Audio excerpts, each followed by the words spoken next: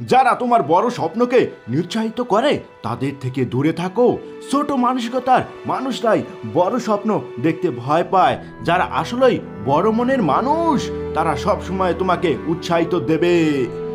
একজন মানুষকে সত্যিকার ভাবে জানার উপায় হচ্ছে তার স্বপ্নটা জানা।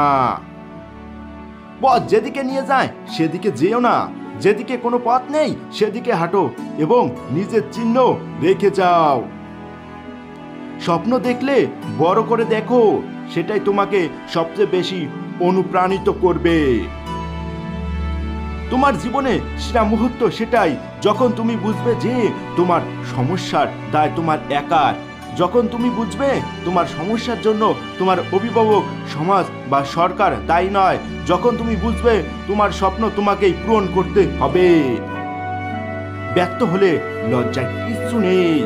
ব্যর্থতা থেকে শেখো এবং আবার স্বপ্ন পূরণের কাজ শুরু করো। স্বপ্নকে বাস্তব করার জন্য কোনো জাদুমন্ত্র নেই।